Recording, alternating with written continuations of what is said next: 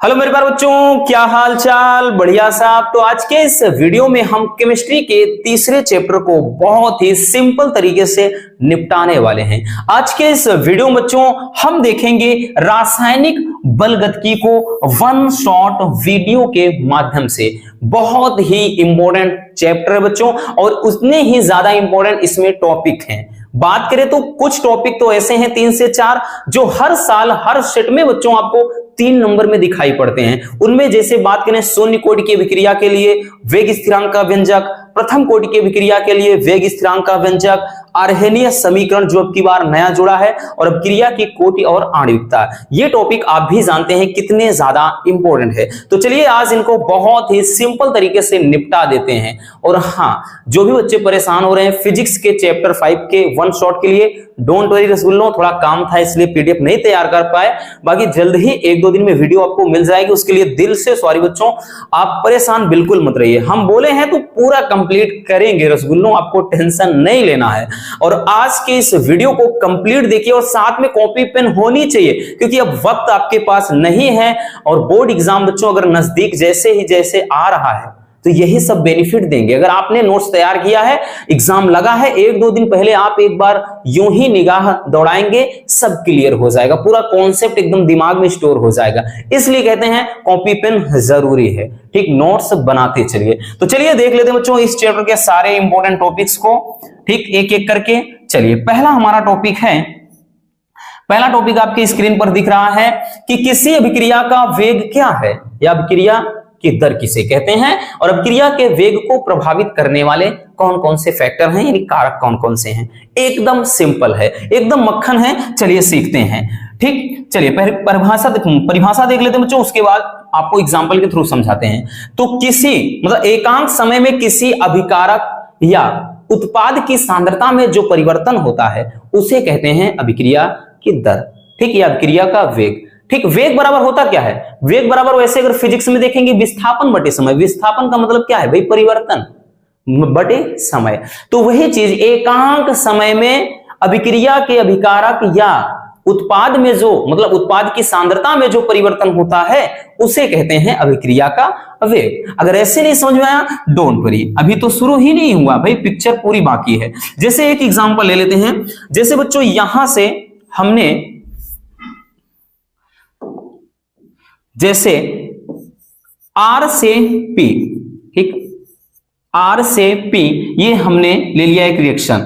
ठीक, RP का मतलब समझिए, R का मतलब ये है अभिकारक, यहां पर अभिकारक है एक, और एक अभिकारक से ये उत्पाद बन रहा है P। ठीक, उत्पाद P बन रहा है। ठीक, अभिकारक होते क्या हैं? अभिकारक मतलब एक प्रकार के कच्चे माल होते हैं। जैसे कोई कंपनी में कोई चीज प्रोडक्ट तैयार होता है तो अभिकारक का मतलब कच्चे माल। ठीक, जैसे भाई कोई भी चीज होता है तो पहले कच्चे माल होता है, उसकी लुगदी तैयार करते हैं, फिर कोई चीज बनाते हैं, वो चीज होता है। अभिकारक के अणु मिलकर के उत्पाद बनाते, कोई प्रोडक्ट तैयार करते हैं, है ना। तो ऐसी सिचुएशन में हम लिखेंगे अभिक्रिया की दर। ठीक, दर बराबर अभिक्रिया की जो दर हो जाएगी बच्चों, यानी R बराबर हो जाएगा, लिखेंगे माइनस का डेल्टा लिखिए या डी लिखिए। ठीक, माइनस का डी और पुस्तक में R अपान dt या डेल्टा टी। ठीक, चाहे डेल्टा लिखिए या डी लिखिए, कोई दिक्कत नहीं।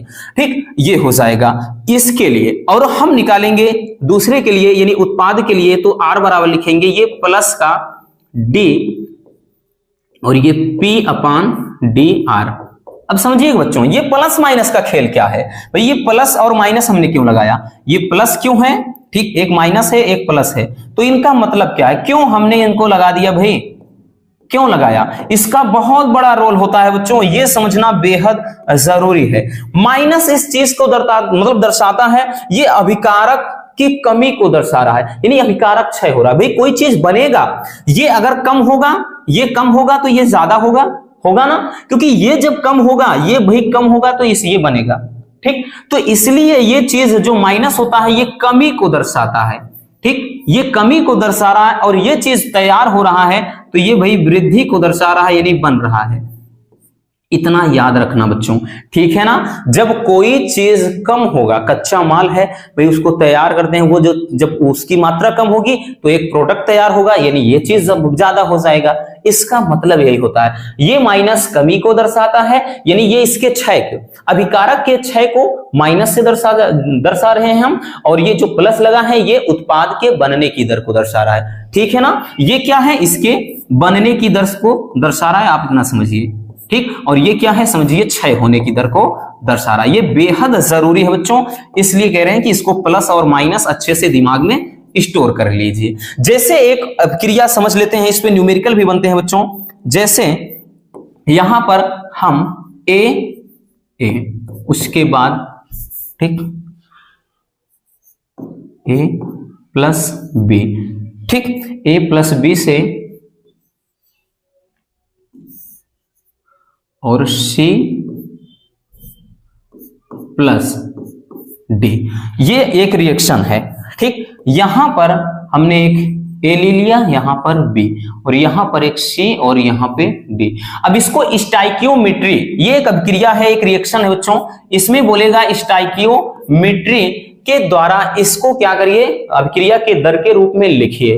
तो हम इसको लिखेंगे कैसे, ध्यान से समझिएगा। इसको हम लिखेंगे बच्चों, ध्यान से देखिए, इसको लिखेंगे माइनस का, ठीक, यानी जो अभिक्रिया की दर इसके लिए लिखेंगे तो ये चीज हो जाएगा माइनस ये डी ए, माइनस का D A upon D T. लेकिन एक चीज ध्यान देना, ये जो भी ए वगैरह होता है, यहां पर जो भी नंबर्स होगा बच्चों, वो हमेशा आपका 1 अपान ए के रूप में हो जाएगा स्टाइकियोमेट्री के नियम के अनुसार। ठीक है ना, स्टाइकियोमेट्री आपने 11th में पढ़ा है। ठीक, और इसमें भी लिखेंगे, यानी ये हमेशा क्या है, इसके माइनस लगेगा तो ये इसके क्षय होने को या विलुप्त होने को दर्शाएगा। ठीक, जैसे इसको लिखना चाहेंगे तो इसको भी हम लिखना चाहेंगे तो हम लिख सकते हैं क्या, माइनस का वी आर बराबर लिखेंगे, जब माइनस का 1 अपान बी लिखेंगे और उसके बाद ये डी, ये बी हो जाएगा, ठीक, अपान डी टी हो जाएगा। क्लियर हो गया। इसी तरह से अगर हम उसको दर्शाना चाहेंगे तो हम दर बराबर लिखेंगे बच्चों, क्या लिखेंगे, ठीक, इसको अगर हम लिखेंगे तो ये हो जाएगा दर, और उसको प्लस का 1/c, ठीक, जो भी ये रहेगा हमने बताया अणु, ये 1/1 में चला जाएगा, और ये डी, ठीक, सी है तो ये सी को दर्शा रहा है। और उसके बाद इसी तरह हम आर बराबर जब लिखेंगे, ये क्या है, प्लस में हम लिखेंगे 1/d है, और ये d, ये d की मतलब सांद्रता दर्शा रहा है, अपान dt है। ठीक, ये चीज आप अच्छे से समझ लेना, ये स्टाइकियोमेट्री होता है। मतलब ये चीज इसके हम बराबर कर सकते हैं, ये चीज इसके बराबर कर सकते हैं, ये चीज, ये सब समझिए आपस में एक दूसरे के बराबर होते हैं। मतलब इनको हम अगर कहें बच्चों तो इनको हम इस तरह से लिख सकते हैं। तो कैसे लिखेंगे, चलिए वो बताते हैं। इनको हम सब मिला करके इस तरह से लिख सकते हैं, माइनस का 1/a, ठीक, ये D A upon D T बराबर माइनस का ये 1 अपान बी, उसके बाद ये डी बी अपान डी टी, फिर बराबर का ये चीज हो जाएगा प्लस का 1/c और डी सी अपान डी टी, ठीक, बराबर का प्लस में ये 1/d हो जाएगा, और ये है डी अपान डी टी। मतलब इस स्टाइकियोमेट्री में ये सब एक दूसरे के बराबर होते हैं, इतना याद रखना। ठीक, तो हम इसको बच्चों कुछ इस तरह से लिख सकते हैं, इतना याद रखना। बहुत ज्यादा तामझाम नहीं करना है, हमने केवल इसलिए इतना बताया है ताकि बच्चों कभी कभार इसमें न्यूमेरिकल भी बन जाते हैं। जैसे देगा कि भाई ए के विलुप्त होने की दर या क्षय होने की दर इतना है, तो बोल देगा सी के बनने की दर। तो हमें पता है ए वाला भी हम सी के बराबर कर सकते हैं, बी वाला भी या सी के बराबर, या इसको इसके बराबर कर सकते हैं, या इसको इसके, यानी ये चारों एक दूसरे के बराबर होंगे। बस इतना याद रखना, माइनस क्षय होने की दर को बताता है और जो प्लस है वो उत्पाद के बनने की दर को बता रहा है। बस इतना याद रखिए। ठीक, बाकी आपको वहां बोर्ड एग्जाम में ये सब बताने की जरूरत नहीं है, ये आपके नॉलेज के लिए हमने बताया। बाकी आप डायरेक्टली केवल इतना याद रखिए, ठीक है ना, कि एकांक समय में किसी अभिकारक या उत्पाद की सांद्रता में होने वाले परिवर्तन को क्या कहते हैं बच्चों? परिवर्तन को अभिक्रिया का वेग या अभिक्रिया की दर कहते हैं। और बाकी हमने ये चीज बता दिया, आप इस तरह से केवल इतना लिख सकते हैं। इसको आप लिखें या ना लिखें कोई दिक्कत नहीं। हमने बोला ना ये नॉलेज के लिए, वो इसलिए ये सभी एक दूसरे के बराबर होते हैं। न्यूमेरिकल अगर बन गया इसी पे तो आप लगा सकते हैं। ठीक, चलिए बच्चों स्क्रीनशॉट कर लीजिए, फिर चलते हैं हम नेक्स्ट टॉपिक पे।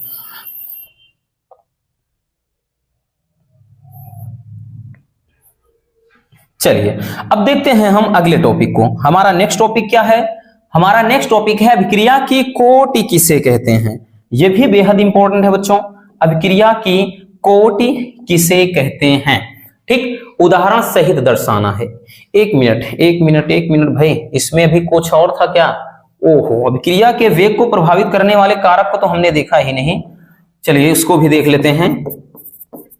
तो अभिक्रिया के वेग को प्रभावित करने वाले कारक, अभिक्रिया के वेग को प्रभावित करने वाले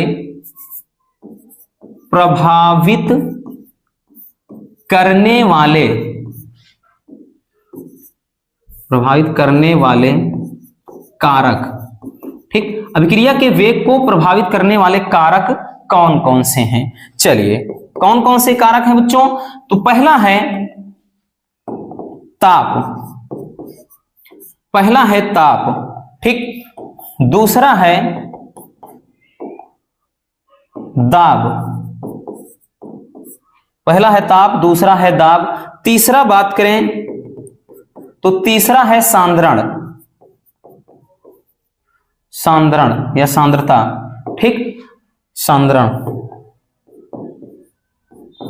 ताप, दाब, सांद्रण हो गया, ठीक है ना। और बाकी उत्प्रेरक भी होता है, उत्प्रेरक। ये अभिक्रिया की दर को प्रभावित करने वाले कारक हैं। कहने का मतलब यह है बच्चों कि ताप बढ़ाने पर अभिक्रिया के वेग में क्या हो जाएगी बच्चों? वेग में वृद्धि होगी। ठीक, ताप बढ़ाने पर अभिक्रिया के वेग में वृद्धि होगी। दाब, अगर अभिकारक के अणुओं का दाब में वृद्धि करेंगे यानी दाब ज्यादा लगाएंगे तब भी अभिक्रिया के वेग में वृद्धि हो जाएगी, यानी अभिक्रिया का वेग बढ़ जाएगा। अगला है वही सांद्रता, अभिकारक के अणुओं की सांद्रता अधिक होने पर अभिक्रिया के वेग में वृद्धि हो जाएगी। ठीक, और उत्प्रेरक की उपस्थिति में भी अभिक्रिया की वेग में वृद्धि होती है, अभिक्रिया के वेग में। तो इतना याद रखना। ठीक, सबके उपस्थिति में अभिक्रिया की दर बढ़ जाती है, अभिक्रिया का वेग बढ़ जाता है, बेहद इंपॉर्टेंट है। ठीक, ये भी तो चलिए इसको भी देख लीजिए। चलिए बच्चों अब देखते हैं हमारा नेक्स्ट टॉपिक। हम नेक्स्ट टॉपिक क्या बताया हमने कि नेक्स्ट टॉपिक है अभिक्रिया की कोटि किसे कहते हैं। उदाहरण सहित समझाइए, कोटि किसे कहते हैं। तो अभिक्रिया की कोटि होता क्या बच्चों कि किसी अभिक्रिया के दर समीकरण में, अभिक्रिया के दर समीकरण में व्यक्त अभिकारक की सांद्रता के घातों का जो योग होता है उसे कहते हैं अभिक्रिया की कोटि। ठीक, उसे क्या कहते हैं? अभिक्रिया की कोटि। जैसे बच्चों हम कोई रिएक्शन ले लेते हैं, ठीक, ए है और बी है, ए प्लस बी करके सी बन रहा है। ठीक, अभिक्रिया का जो वेग समीकरण होगा तो अभिक्रिया की जो दर है तो दर बराबर लिखेंगे जब बच्चों अभिक्रिया का वेग समीकरण, तो के लिखते हैं, के क्या है? वेग स्थिरांक, और उसके बाद यहां पर ये अभिकारक ए की सांद्रता हो गया और इनटू हम लिखेंगे इसको बी की सांद्रता। ठीक, तो ये है वेग समीकरण। ठीक, अभिक्रिया का ये वेग समीकरण है, समीकरण के रूप में हम इस तरह से लिखेंगे। तो ये चीज कह रहा है कि भाई ये क्या है? एक अभिक्रिया है, तो किसी अभिक्रिया के दर समीकरण में, ये दर समीकरण लिखिए या वेग समीकरण में अभिकारक के सांद्रता की घातों का योग। तो यहां पे समझिए भाई अभिकारक, इसकी सांद्रता कितनी है? सांद्रता इसकी घात 1 है, इसकी घात ये है। तो अब लिखेंगे हम अभिक्रिया की कोटि। जब हम कोटि लिखेंगे बच्चों तो कोटि, अभिक्रिया की कोटि क्या हो जाएगा? ठीक, मान लेते हैं इसको यहां पर ये ना दे करके, एक मिनट,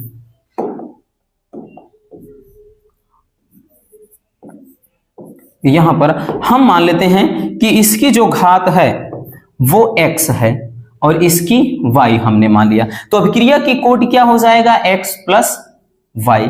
इतना याद रखना। ठीक, अभिकारक की सांद्रता के घातों का जो योग होता है बच्चों उसी को कहते हैं अभिक्रिया की कोटि। बहुत ज्यादा भटकना नहीं है कि किसी अभिक्रिया के दर समीकरण में व्यक्त अभिकारक, ये अभिकारक है है ना, अभिकारक हैं। और जब कोष्टक लगा दिया तो हमने क्या बताया, सांद्रता पढ़ते हैं, अभिकारक की सांद्रता के घातों, ये घात है कि घातों के योग को ही कहते हैं अभिक्रिया की कोटि। क्लियर हो गया। चलिए, इस पे भी आपके छोटे छोटे न्यूमेरिकल बनते हैं या फिर आपका इस पे बहुविकल्पी भी पूछा जाता है। क्लियर हो गया। चलिए बच्चों, इसको स्क्रीनशॉट कर लीजिए।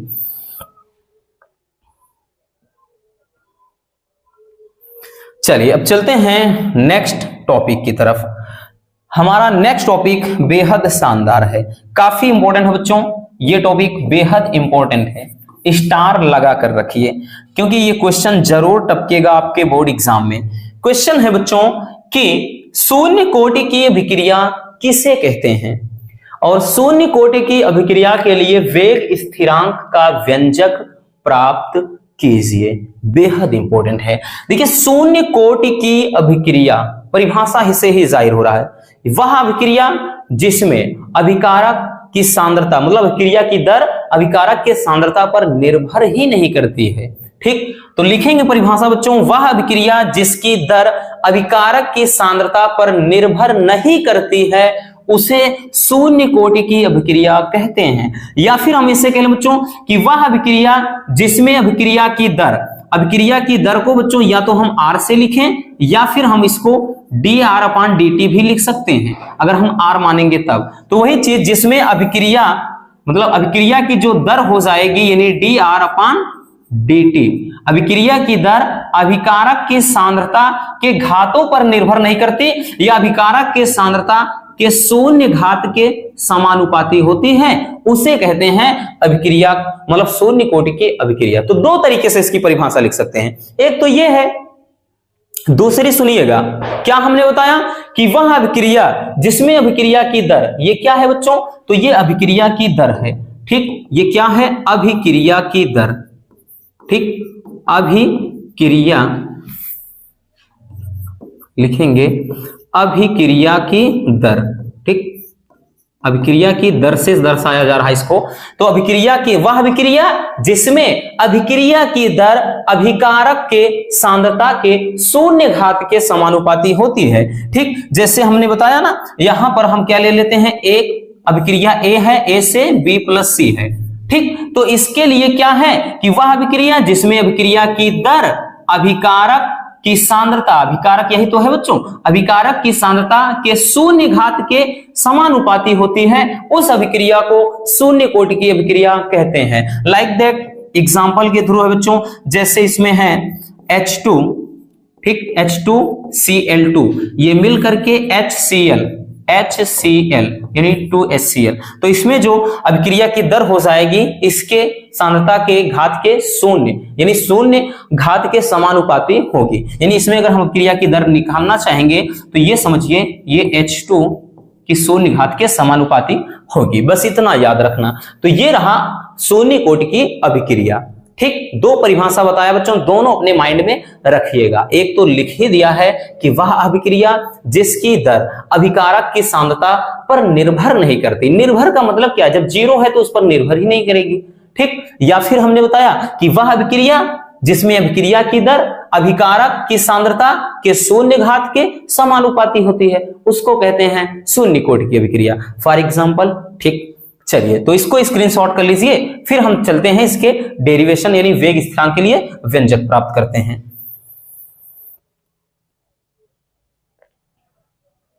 चलिए यहां पर याद रखना बच्चों, dx इसको x से भी दर्शाते हैं, dx/dt भी आप लिख सकते थे या dr/dt लिखेंगे तब भी कोई दिक्कत नहीं है।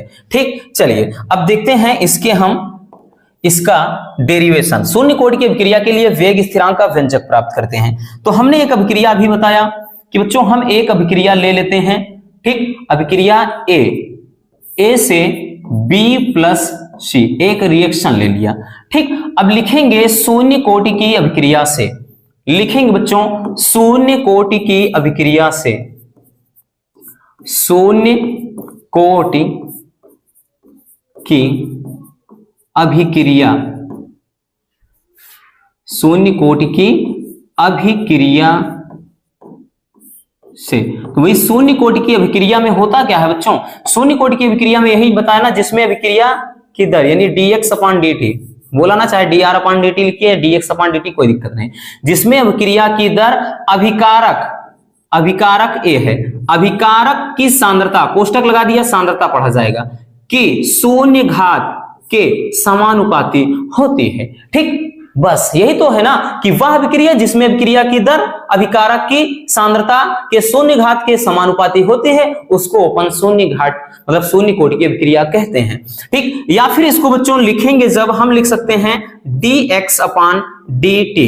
ठीक, D X upon D T equal to, जब बराबर लगाएंगे बच्चों तो यहां पर के हो जाएगा, यानी ये कांस्टेंट और ये ए की पावर ये 0 हम लगाएंगे। चूंकि वी नो दैट, हमें पता है बच्चों कोई भी संख्या हो अगर उसका घात 0 हो तो उसका वैल्यू 1 होता है।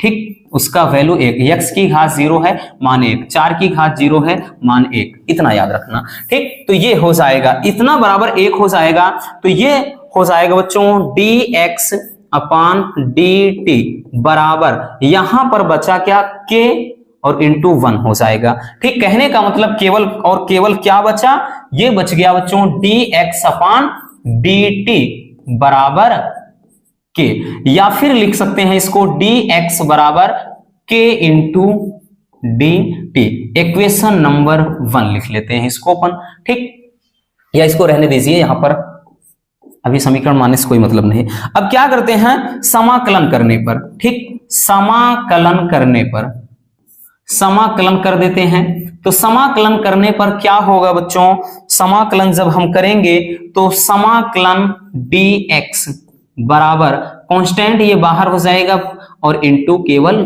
dt हो जाएगा। अब देखिए जिसके सापेक्ष है, ये x के सापेक्ष है, तो मैथ वालों को तो भाई पता ही होगा, लेकिन याद रखिए जो बायोलॉजी वाले हैं 1 इंटू dx का समाकलन x होता है और 1 इंटू dt है तो समाकलन t होता है, यानी जिसके सापेक्ष रहे। dr होता तो r लिख देते, dm होता तो m लिख देते। अब तो क्लियर हो गया होगा।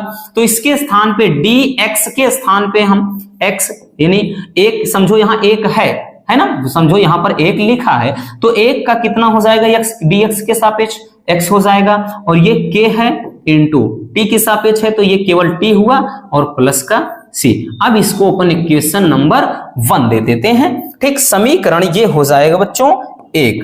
अब समीकरण 1 है, अब इसमें मान लेते हैं कि यदि t बराबर 0, भाई समय अगर बिल्कुल ना हो तो अभिक्रिया एकदम शांत रहेगी, यानी जब t बराबर हम 0 रख देंगे बच्चों, ठीक, तो x बराबर यानी t बराबर 0 तो भाई x बराबर भी 0 हो जाएगा, है ना, यानी t बराबर 0 तो x बराबर 0 बिल्कुल हो जाएगा। तो ऐसी सिचुएशन में यहां से इस वाले से देखिएगा, यहां पे भाई कितना रखेंगे, ये भी 0 और समय 0, तो ये केवल 0 बराबर क्या आ जाएगा, c आ जाएगा। मतलब भाई t का मान 0 रखा बच्चों, ये 0 हो गया, इसका मान भी 0, तो c बराबर 0। ठीक, c बराबर 0 हो गया। अब यही c का मान समीकरण 1 में रख देंगे। अब लिखेंगे समीकरण 1 से, ठीक, लिखेंगे बच्चों समीकरण 1 से, तो समीकरण 1 को आप देख ही रहे हैं।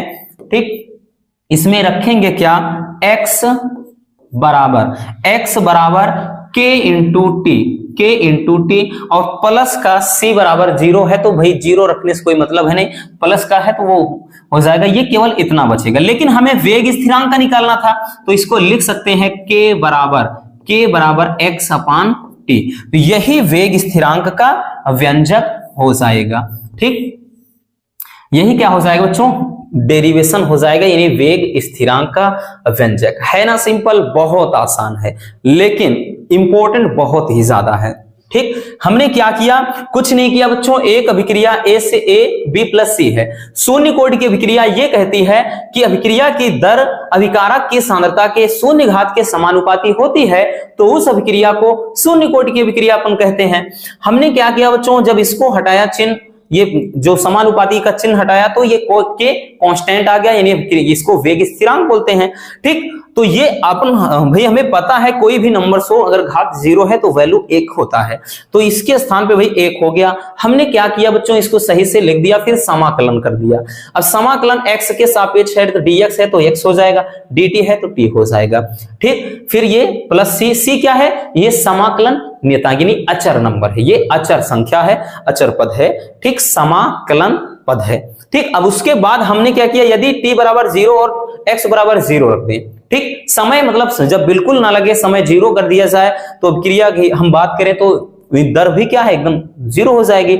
ऐसी सिचुएशन c का मान बच्चों 0 हो जाएगा। और समीकरण 1 हमने ये माना था, उसी में अगर हम c का मान 0, भाई प्लस का यहां पर 0 रख देंगे, ठीक है ना, इसमें प्लस 0 रख देंगे, कोई मतलब है, कोई मतलब नहीं है बच्चों। ठीक, अब ये मत समझिएगा इसको 0 कर देगा, गुणा होता तब 0 करता, तो उससे मतलब नहीं। यहां से k बराबर x/t हम वेग स्थिरांक का व्यंजक निकाल लिए। अब मात्रक भी पूछता है, 2022 में और 23 में पूछा था, वो वेग स्थिरांक का मात्रक पूछा था। शून्य कोटि की अभिक्रिया के लिए वेग स्थिरांक का मात्रक लिखिए, ऐसा क्वेश्चन आया था। तो जरा गौर से देखिएगा भाई, अब ये x अभिक्रिया के दर को बताता है, अभी हमने बताया ना इसके पहले भी। ठीक, अभिक्रिया के दर, तो इसका मात्रक हो जाता है मोल प्रति लीटर।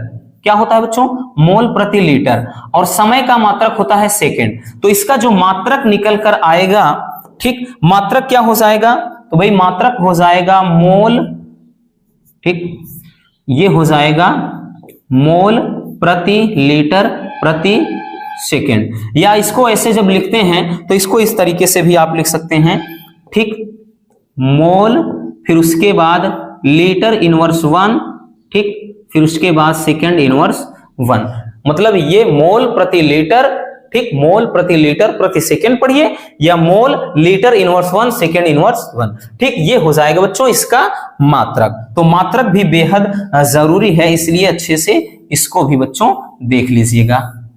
क्लियर हो गया, चलिए इसको स्क्रीनशॉट कर लीजिए, फिर हम चलते हैं नेक्स्ट टॉपिक की तरफ।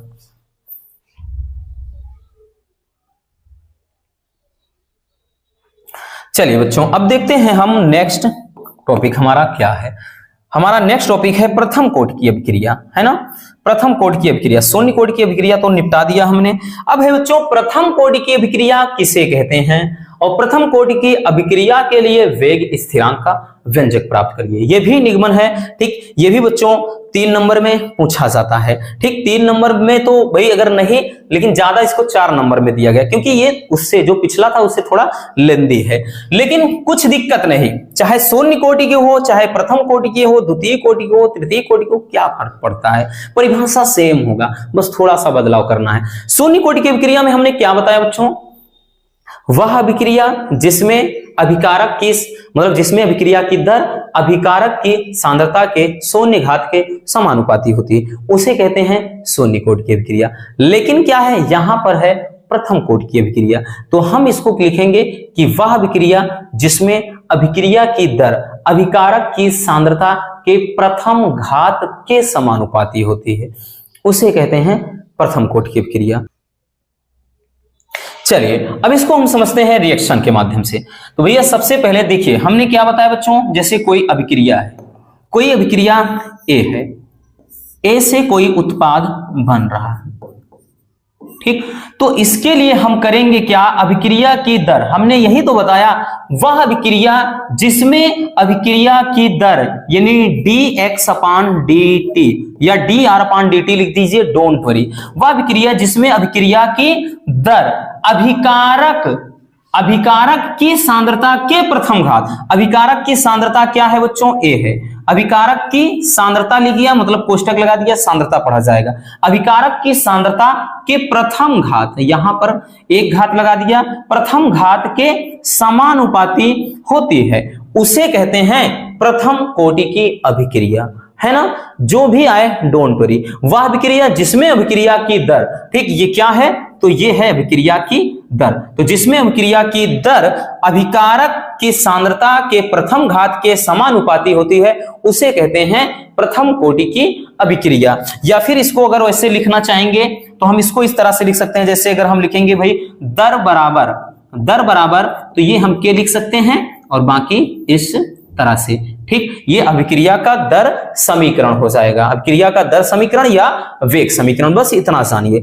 जैसे एक एग्जांपल ले लेते हैं। एग्जांपल में जैसे बच्चों हम क्या करते हैं, एक सुक्रोज यानी शर्करा C12H22O11, इसकी क्रिया जल से कराएंगे हम। जल से जब बच्चों इसकी क्रिया कराते हैं, ठीक, तो क्या बन जाएगा, तो यहां बनेगा एक, ठीक, जब सुक्रोज को जल से के साथ क्रिया कराते हैं यानी इसका जल अपघटन कराते हैं, कहने का मतलब यह है जल अपघटन कराते हैं किसका, शर्करा का, ठीक, ये गन्ने की शर्करा है, केन शुगर, सुक्रोज जिसको बोलते हैं। तो जब जल अपघटन कराते हैं तो क्या ग्लूकोज और फ्रक्टोज बनता है, यानी C6H12O6 बना, फिर C6H12O6 बना। मतलब क्या बना बच्चों, एक तो बन गया ग्लूकोज, ठीक, ये आपका है ग्लूकोज, तो ग्लूकोज बना, और दूसरा फ्रक्टोज बना, ठीक, फ्रक्टोज, ग्लूकोज और फ्रक्टोज, ये क्या था, सुक्रोज। तो ये हो जाएगा एग्जाम्पल, ठीक। अगर इसमें अभिक्रिया की हम दर देखेंगे बच्चों, तो ये दर बराबर क्या हो जाएगा, तो दर बराबर ये के लिखेंगे वेग स्थिरांक, और बाकी ये C12H22O11, ठीक, इसकी प्रथम घात के समझ लो ये समानुपाती है। तो ये है प्रथम कोटि की अभिक्रिया। कुछ नहीं परेशान होना बच्चों, बस इतना याद रखिए कि वह अभिक्रिया जिसमें अभिक्रिया की दर अभिकारक, ये अभिकारक है, अभिकारक की सांद्रता के प्रथम घात के समानुपाती होता है, उस अभिक्रिया को कहते हैं प्रथम कोटि की अभिक्रिया। जैसे सुक्रोज के जल अपघटन द्वारा ये ग्लूकोज और फ्रक्टोज का बनना, ठीक। चलिए इसको भी स्क्रीनशॉट कर लीजिए, फिर चलते हैं इसके यानी प्रथम कोटि की अभिक्रिया के लिए वेग स्थिरांक का व्यंजक, ठीक।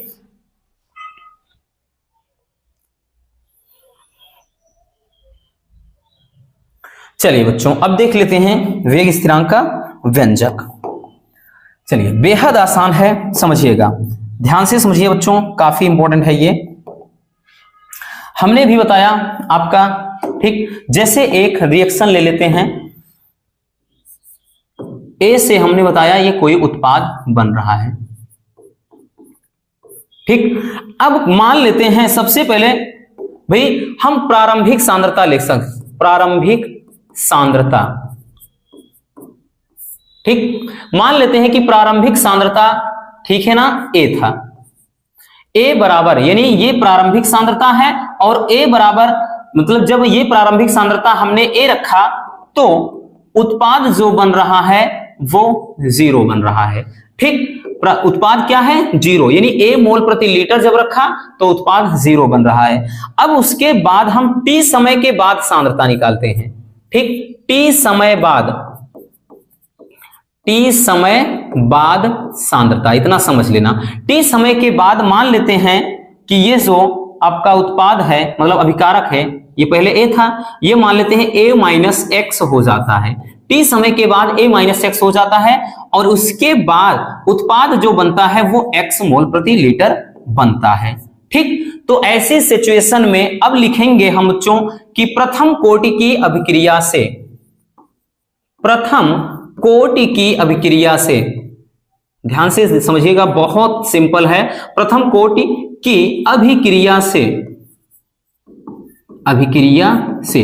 अब प्रथम कोटि की अभिक्रिया कहती क्या है बच्चों, प्रथम कोटि की अभिक्रिया यही तो कहती है वह अभिक्रिया जिसमें अभिक्रिया की दर यानी dx अपान dt, अभिक्रिया की दर अभिकारक, अभिकारक क्या है बच्चों, a है, अभिकारक की सांद्रता के प्रथम घात के समानुपाती होती है, ठीक। जब इसको हम लिखेंगे तो भाई इसको लिख सकते हैं dx अपान dt बराबर बच्चों ये हो जाएगा, यहां पर k लगाएंगे और ठीक ये a की पावर में ये 0, ठीक है ना, सॉरी 0 नहीं 1 होगा। अब t समय के बाद हम निकालेंगे t समय बाद, t समय बाद, t समय के बाद मान लेते हैं भाई अभिक्रिया की जो दर क्या हो जाएगी, तो t समय के बाद मानते हैं बच्चों अभिक्रिया की दर यानी dx अपान dt बराबर, ठीक। तो यहां पर t समय के बाद a माइनस एक्स सांद्रता हो जा रही है, ये k है और कोष्टक में a माइनस एक्स हो गया, ठीक। इसको सही तरीके से लिख सकते हैं dx बराबर ये हो जाएगा बच्चों, ठीक। इसको नीचे ले लेते हैं इसके, एक मिनट, ये x वाला x के साथ ले लेते हैं, यानी dx अपान ये हो जाएगा बच्चों a माइनस x, नीचे हो गया बराबर, ये k अपने स्थान पे है, ये dt इधर भगा देते हैं। ठीक, फिर वही सेम कॉन्सेप्ट जैसे उसमें, तो इसमें भी वही चीज है बच्चों।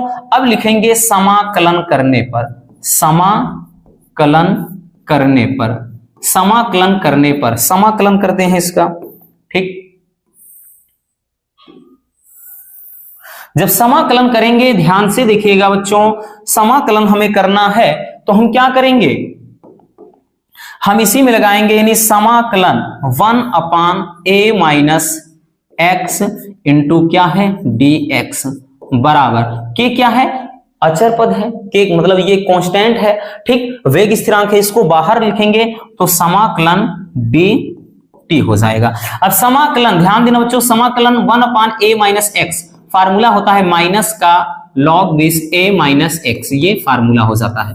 ठीक, तो इतना रख देंगे इसके स्थान पे, इसके स्थान पे बच्चों हम क्या करेंगे, इसको रख देंगे, यानी माइनस का log और ये a माइनस x हो जाएगा। ठीक, बराबर ये k रहेगा, उसके बाद हमने बताया ना समाकलन t के सापेक्ष है तो t हो जाएगा और प्लस का c। ठीक, c क्या है, ये समाकलन नियतांक है, इक्वेशन नंबर 1 इसी को दे देते हैं। ठीक, इसी को हम समीकरण 1 मान लेते हैं। अब क्या करेंगे बच्चों कि माना यदि हम क्या कर देते हैं कि यदि t बराबर 0 x बराबर 0, ठीक भाई t बराबर 0 पर हमने बताया अभिक्रिया किधर एकदम ठप रहेगी, अभिक्रिया भाई जब समय नहीं लगेगा तो भाई अभिक्रिया होगी कहां। ठीक, तो ये चीज हो जाएगा। तो ऐसी सिचुएशन में बच्चों इस फार्मूले में गौर से देखिएगा, इस फार्मूले में हो जाएगा माइनस लॉग ये a माइनस, भाई उसके बाद x का मान तो 0 रख देंगे तो केवल log a हो जाएगा, यानी log a बराबर इधर देखिएगा माइनस का t का मान 0 रखेंगे तो ये तो 0 हो जाएगा, और ठीक यहां पे 0 प्लस केवल c बचेगा। कहने का मतलब केवल और केवल इधर c बचा। अब c का मान जो है वो समीकरण 1 में रख दीजिए, तो लिखेंगे बच्चों c का मान, ठीक c का मान समीकरण 1 में, ठीक समीकरण 1 में रखने पर, समीकरण 1 में जब रख देंगे तो ये चीज हो जाएगा बच्चों, ठीक समीकरण 1 में जब रख देंगे तो यहां से देखिए ये माइनस का लॉग हो जाएगा a माइनस x बराबर बच्चों ये बराबर हो जाएगा k इंटू टी रहेगा, और c का मान तो माइनस लॉग a, माइनस का लॉग a। ठीक, अब देखिएगा ये भैया क्या करना है, इसको देखिए बच्चों ये इधर लाएंगे, ठीक इसको इधर लेंगे या इसको उधर ले जाइए कोई दिक्कत नहीं, तो रख देते हैं k इंटू टी बराबर, k इंटू टी बराबर जब किया बच्चों क्या करेंगे, ये चीज हम इधर लाएंगे तो ये हो जाएगा प्लस में, यानी log a हो जाएगा, और ये माइनस अपने स्थान पे है तो ये log a माइनस x, ठीक a माइनस x ये हो जाएगा। ठीक, अब देखिएगा ये log बेस e है, इतना याद रखना। अब देखिए बच्चों इसको लिख सकते हैं k इंटू टी बराबर log m minus log n, log m minus log n formula लगा है, log m minus log n, तो ये बराबर किसके होता है, log m बटे n के बराबर होता है। ठीक, ये किसके बराबर, log m बटे n के, तो इसको लिखेंगे बच्चों log बेस e, तो ये हो जाएगा a अपान कितना a माइनस x हो जाएगा। ठीक, या फिर इसी को k बराबर जब लिखेंगे तो k बराबर 1 अपान टी हो जाएगा, और log base e a upon a minus x इतना हो जाएगा, ये इतना। लेकिन हम इसको log बेस e है तो log बेस 10 के रूप में जब लिखेंगे बच्चों, ठीक जब इसको हम log बेस 10 के रूप में लिखना चाहेंगे तब क्या हो जाएगा रसगुल्लों, चलिए वो भी देख लेते हैं।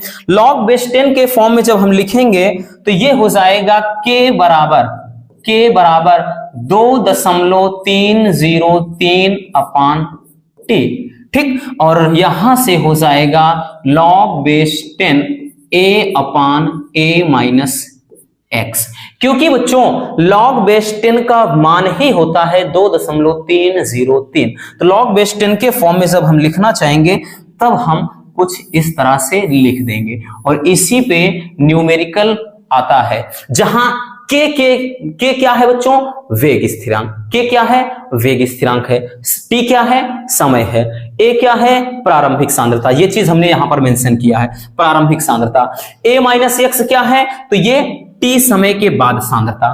क्लियर हो गया। मात्रक भी इसका पूछा जाता है, ठीक, तो मात्रक क्या हो जाएगा, किसका मात्रक बच्चों, के का मात्रक, के का मात्रक यानी वेग स्थिरांक का, ठीक। प्रथम कोटि की अभिक्रिया के लिए वेग स्थिरांक का मात्रक क्या हो जाएगा भाई, ये सांद्रता का मोल प्रति लीटर होगा, मोल प्रति लीटर ये कट जाएगा, ऊपर 1 यहां समय के लिए बचेगा, 1/, समय यानी 1/, सेकेंड, तो इसका मात्रक हो जाएगा सेकेंड इनवर्स 1। क्या होगा, तो इसको हम लिख सकते हैं सेकेंड इनवर्स 1, या इसी तरह से यानी प्रति सेकेंड लिख सकते हैं, प्रति सेकेंड, ठीक, याद रख लेना। इस तरह से आप बहुत ही सिंपल तरीके से इजिली इसका डेरिवेशन यानी इसका वेग स्थिरांक के लिए व्यंजक निकाल सकते हैं। आई होप कि अच्छे से समझ में आ गया होगा। तो चलिए बच्चों इसको स्क्रीनशॉट कर लीजिए, क्योंकि बेहद इंपॉर्टेंट है, हमने बोला ना बहुत ही ज्यादा इंपॉर्टेंट है बच्चों, इसलिए इसको बिल्कुल भी हम नजरअंदाज नहीं करेंगे, क्योंकि बच्चों अगर हमने इसको यूं ही जाने दिया बोर्ड एग्जाम में आएगा तो 4 नंबर तो आपके ले डूबेगा वैसे ही, इसलिए अच्छे से तैयार कर लेना। तो चलिए इसको भी स्क्रीनशॉट कर लीजिए।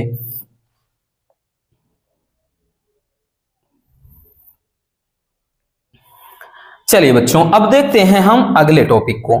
हमारा नेक्स्ट टॉपिक क्या है, चलिए अभिक्रिया की आणविकता, यह भी बच्चों बेहद इंपॉर्टेंट है। एक अभिक्रिया की कोटि और आणविकता दोनों बहुत ज्यादा पूछा जाता है, और खास तौर पे अंतर तो और भी ज्यादा कि अभिक्रिया की कोटि व आणविकता में क्या अंतर है।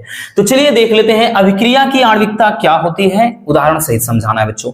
देखिए किसी रासायनिक अभिक्रिया में भाग लेने वाले अभिकारक अणुओं की न्यूनतम संख्या को अभिक्रिया की आणविकता कहते हैं, ठीक। यानी जो भी अभिक्रिया, कोई अभिक्रिया होती है तो उस अभिक्रिया में भाग लेने वाले अभिकारक के अणुओं की संख्या को अभिक्रिया की आणविकता कहते हैं। जैसे एक अमोनियम नाइट्राइड, दो एग्जांपल के थ्रू समझते हैं बच्चों। जैसे अमोनियम नाइट्राइड हमने ले लिया NH4 और NO2, NH4 NO2 हमने अमोनियम नाइट्राइड, ये क्या किया है, अमोनियम नाइट्राइड का एक अणु ले लिया है, और जब इसको हम गर्म करते हैं तो अमोनियम नाइट्राइड से इसके जल मतलब इसके गर्म करने से क्या बनता है, तो सबसे पहले तो भाई H2O जल बनेगा और नाइट्रोजन गैस, ठीक। हालांकि इसको संतुलित करना पड़ेगा क्योंकि ऑक्सीजन के 2 अणु हैं, 2 लगा दीजिए, ठीक। 2 दूना 4, 4 हाइड्रोजन है, हाइड्रोजन बराबर N और N, N2 है, 2 नाइट्रोजन के अणु है बराबर। तो यहां पर क्या है, यहां पर हम बात करेंगे बच्चों, ध्यान से समझिएगा। यहां पर अगर देखें तो अमोनियम नाइट्राइड का कितने अणु है, यहां पर अमोनियम नाइट्राइड, ठीक, नाइट्राइड, अमोनियम नाइट्राइड का यहां पर एक अणु है, ठीक, अमोनियम नाइट्राइड का एक अणु है। तो ये समझिए एक आणविक, ठीक, एक आणविक रिएक्शन है, ठीक। तो यहां पर वही चीज है कि किसी भी अभिक्रिया में भाग लेने वाले अभिकारक के अणुओं की संख्या, तो यहां पर अमोनियम नाइट्राइड का एक अणु है, ठीक, जिसके द्वारा ये चीज बन रहा है, तो ये एक आणविक अभिक्रिया हो जाएगी। इसी तरह से एक एग्जांपल जैसे और समझते हैं, एक एग्जांपल बच्चों दूसरा हम ले लेते हैं, जैसे, ठीक, एथिल एसीटेट, जैसे C2H5, ठीक, जैसे CH3COONA,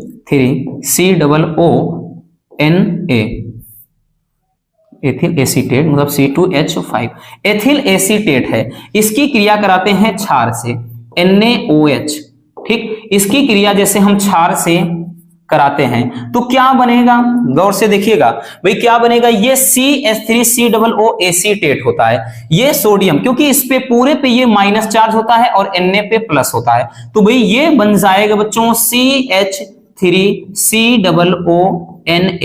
सोडियम एसीटेट बन गया। और C2H5 ये इस पर प्लस चार्ज होता है, OH पे माइनस, तो यहां पर बच गया बच्चों C2H5 OH, ठीक, यानी एथिल एल्कोहल।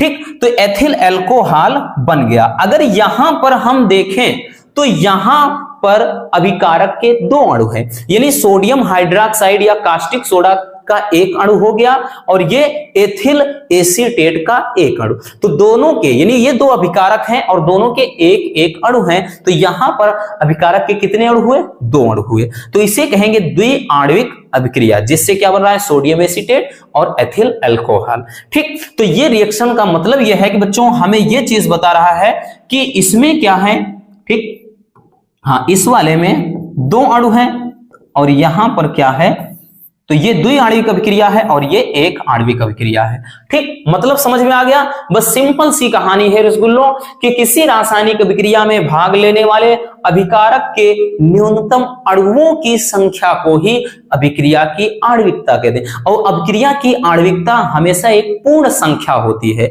और अभिक्रिया की कोटि तो कुछ भी हो सकता है भैया, मतलब भिन्नात्मक हो सकता है, ऋणात्मक हो सकता है, धनात्मक हो सकता है, कुछ भी हो सकता है, लेकिन ये कभी भी इस रूप में नहीं हो सकता है। ठीक, अभिक्रिया की कोटि शून्य भी हो सकती है, बल्कि जबकि ये कभी शून्य नहीं हो सकता है। तो अंतर जो आपके केमिस्ट्री में प्रमुख अंतर है उसके लिए हमने अलग से वीडियो बनाया है, अंतर वहां पर आप देख सकते हैं। क्लियर हो गया? तो ये केमिस्ट्री, मतलब इस चैप्टर में ये टॉपिक बहुत ही ज्यादा इंपॉर्टेंट है, इसलिए इनको बिल्कुल भी हम नजरअंदाज नहीं करेंगे। चलिए इसको भी स्क्रीनशॉट कर लीजिए। चलिए बच्चों, अब देखते हैं हम नेक्स्ट टॉपिक को। हमारा नेक्स्ट टॉपिक क्या है? तो नेक्स्ट टॉपिक क्या है हमारा? आर्हेनियस समीकरण। ठीक, आर्हेनियस समीकरण है। ये भी बेहद इंपॉर्टेंट है, हालांकि दो बार इसको बता चुके हैं ऑलरेडी, लेकिन जब एक फ्रेम में निपटाना है तो भाई देखना पड़ेगा। देखिए बच्चों, आर्हेनियस समीकरण लिखने को कहेगा। आर्हेनियस समीकरण क्या होता है? बेहद आसान है बच्चों। तो आर्हेनियस समीकरण होता है के बराबर, ठीक, के बराबर होता है A इंटू ई के पावर माइनस ई ए अपान आर टी। ठीक, अपान आर टी, ये होता है आर्हेनियस समीकरण। ठीक है, आर्हेनियस समीकरण ये होता है। और आर्हेनियस समीकरण में हम बात करें बच्चों तो देखिए सिंबल बेहद जरूरी है। ठीक, यहां पर सबसे ज्यादा सिंबल जरूरी है। तो के क्या है, ठीक, ए क्या है, और उसके बाद ये ई ए क्या है, मतलब ए ई क्या है, ठीक, ए मतलब ई ए क्या है, और उसके बाद आर क्या है और टी क्या है। तो कई बार बता चुके हैं, अब तो शायद एकदम दिमाग में भी अच्छे से घुस गया होगा बच्चों। के क्या है? वेग स्थिरांक, वेग स्थिरांक है। ठीक, और उसके बाद ए क्या है? तो ए क्या है? आवृत्ति गुणांक, आवृत्ति गुणांक, आवृत्ति क्या है बच्चों? गुणांक। ठीक, एक ये ई ए क्या है? तो ये है सक्रियण ऊर्जा, सक्रियण ऊर्जा। ठीक, और आर क्या है? गैस समीकरण या गैस स्थिरांक, गैस नियतांक या गैस स्थिरांक। ठीक, और उसके बाद टी क्या है? तो ये ताप को दर्शाएगा। ये मतलब इसका है, लेकिन भाई यही अकेले नहीं पूछता है, ये जब पूछेगा ना केवल और केवल, मतलब ये 2 नंबर में आएगा। लेकिन बच्चों इसका पूछता है गणितीय रूप, मतलब कहने का मतलब लघु गणक रूप लिखता है लिखने को। तो इसका लघु गणक होगा कैसे? तो इसी फार्मूले में हम लिखेंगे लॉग लेने पर। ठीक, लॉग लेने पर जब हम इसका लॉग लेंगे देन हो क्या जाएगा बच्चों? तो ये हो जाएगा लॉग बेस ई, ये के हो जाएगा। ठीक, और बराबर, ठीक, ये इधर हो जाएगा लॉग बेस ए इंटू ई के पावर माइनस का ई ए अपान आर टी, इतना हो जाएगा। क्लियर? अब देखिए बच्चों, इसको हम अच्छे से लिखते हैं तो लिखेंगे लॉग बेस ई, ठीक, के बराबर ये log m plus log n, log यानी m गुणे log n का फार्मूला लगा है। log m गुणे n बराबर होता है बच्चों log m plus log n।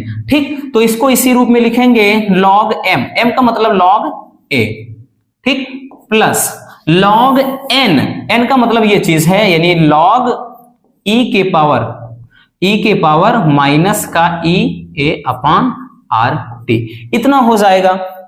ठीक, अब इसके बाद ये log m की घात n वाला यहां से फिर से एक फार्मूला लगा है, यानी log m की पावर n, तो ये आगे आ जाएगा n log m होता है इसका फार्मूला।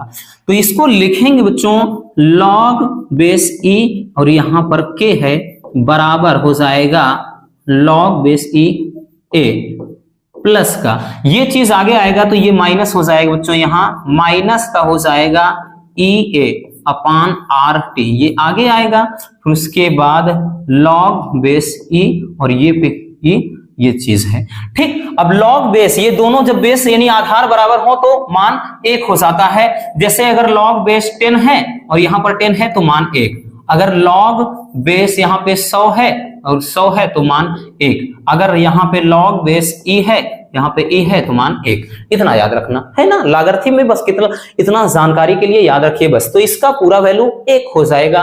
तो होगा क्या बच्चों, तो क्या हो जाएगा, हम आगे लिखेंगे, तो लिखेंगे आगे तो log, ठीक, log बेस e यानी k बराबर हो जाएगा बच्चों log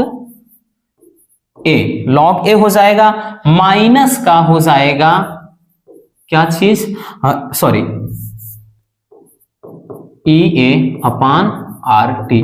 ठीक, अब उसके बाद ध्यान देना बच्चों, ये log बेस e को log बेस जब हम 10 में कन्वर्ट करेंगे तो ये चीज हो जाएगा log बेस 10, ये k हो जाएगा बराबर log बेस 10 ये a माइनस का हो जाएगा ई ए अपान 2.303 आर टी, क्योंकि log बेस 10 को का मान ही होता है, log मतलब बेस 10 का वैल्यू ही इतना होता है, log 10 का मान समझिए। ठीक, या इसको थोड़ा सही तरीके से जब लिखना चाहेंगे, इसको जब हम सही तरीके से लिखना चाहेंगे तो इसको लिख सकते हैं बच्चों log बेस 10 यानी k बराबर, ये चीज माइनस आगे कर देंगे, माइनस का ई ए अपान आर टी हो जाएगा।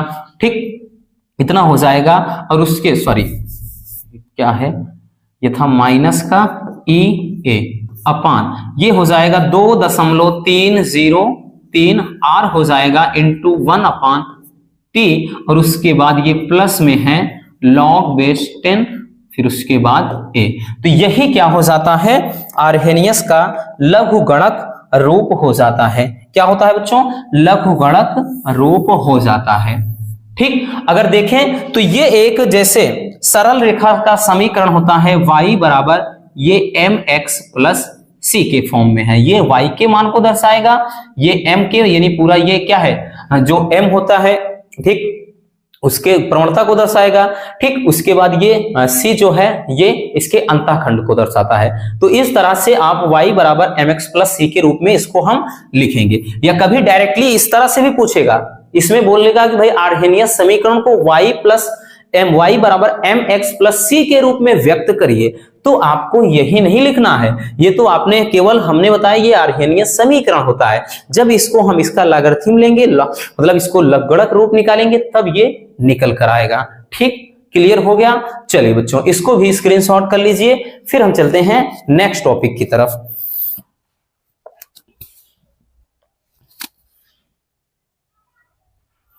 चलिए अब देखते हैं अगला टॉपिक। हमारा नेक्स्ट टॉपिक क्या है बच्चों, हमारा नेक्स्ट टॉपिक है, यह भी बेहद जानदार, शानदार, मजेदार और दमदार है। कह रहा है कि सिद्ध कीजिए कि प्रथम कोटि की अभिक्रिया का अर्ध आयु काल अभिकारक के प्रारंभिक सांद्रण पर निर्भर नहीं करता है।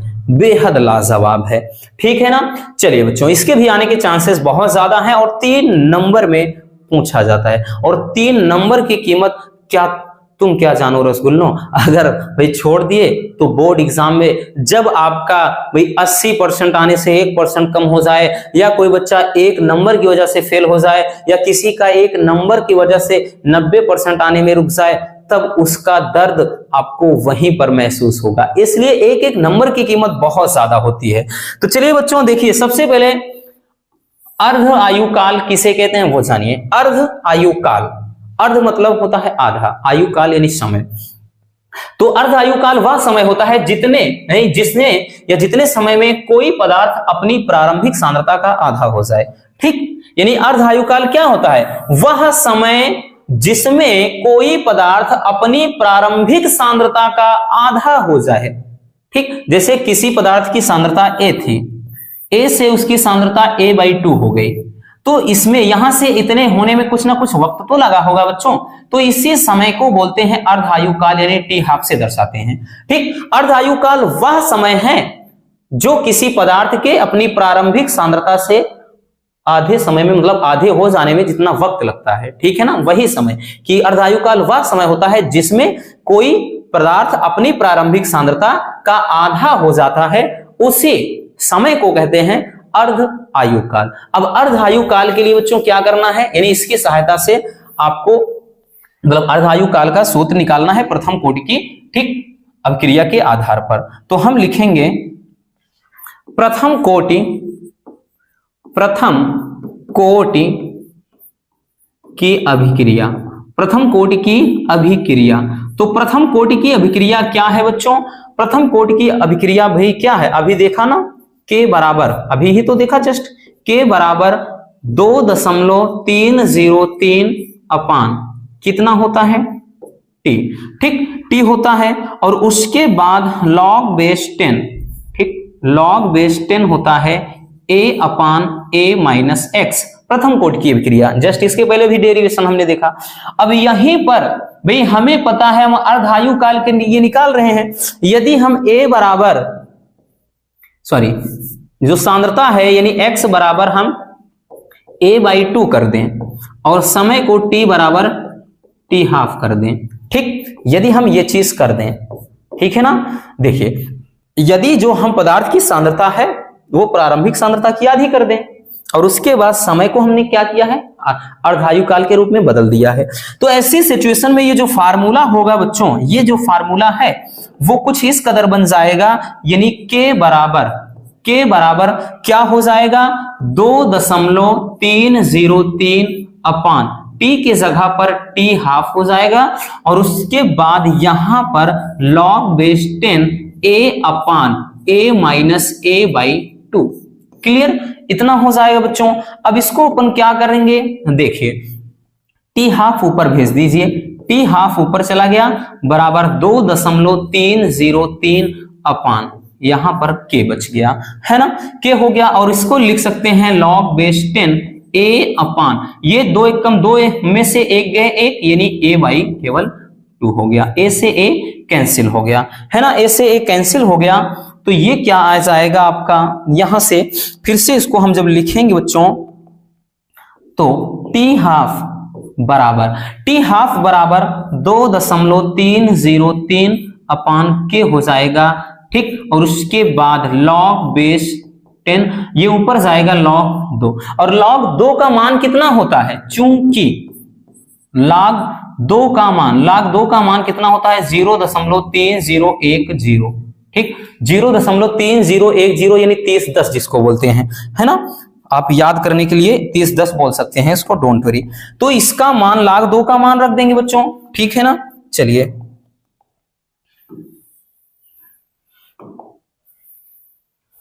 एक मिनट, चलिए अब क्या करते हैं कि T½ बराबर क्या हो जाएगा बच्चों, देखिए 2.303, तो 2.303 इसको अपन पुट कर लेते हैं इसे, अपान के हो जाएगा, तो के रख लिया बच्चों, इसका मान 0.3010 यानी 3010 हमने रख दिया, तो ये हो जाएगा T½ बराबर जब इसका गुणा कराएंगे ये 0.693 बाई के हो जाएगा, और यही प्रथम कोटि की अभिक्रिया के लिए अर्ध आयु काल का फार्मूला हो जाता है। यही तो कह रहा था, सिद्ध करना है कि सिद्ध कीजिए कि प्रथम कोटि की अभिक्रिया का अर्ध आयु काल यानी T½ अभिकारक के प्रारंभिक सांद्रण पर निर्भर नहीं करता है, यानी यहां पर जब A है ही नहीं, इसका मतलब है कि जो T½ है वो अभिक्रिया के मतलब अभिकारक के सांद्रण पर या सांद्रता पर निर्भर नहीं करता है।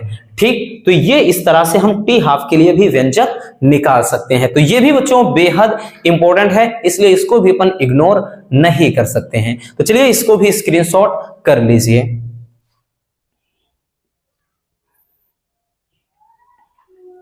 चलिए हो गया बच्चों। तो बस आज के इस वीडियो में रसगुल्लों इतना ही। और हाँ, जो बच्चे बहुत ज्यादा परेशान होते हैं कि सर न्यूमेरिकल भी बताइए, तो बच्चों हमने बहुत सारे न्यूमेरिकल करवा दिए हैं। आपको अगर देखना है तो हमने एक बार नहीं, दो तीन बार न्यूमेरिकल कराया है, चैप्टर वाइज प्लेलिस्ट बनाया है। कभी वहां पर भी तो नजर दौड़ाया करो रसगुल्लों।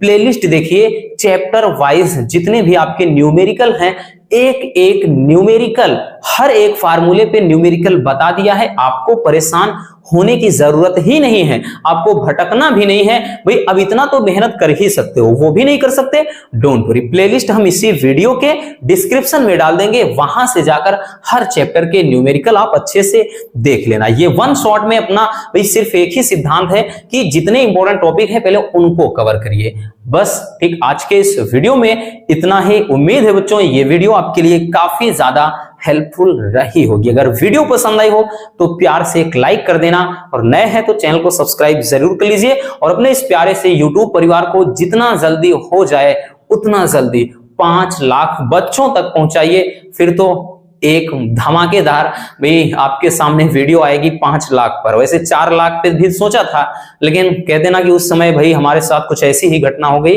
कि सब कुछ मूड एकदम डिस्टर्ब हो गया। बाकी बच्चों मिलते हैं किसी और ऐसे मजेदार टॉपिक के साथ। Love you, bye bye, take care, बढ़िया से रहें, अपना ख्याल रखें रसगुल्लों, और तैयारी जमकर करते रहें।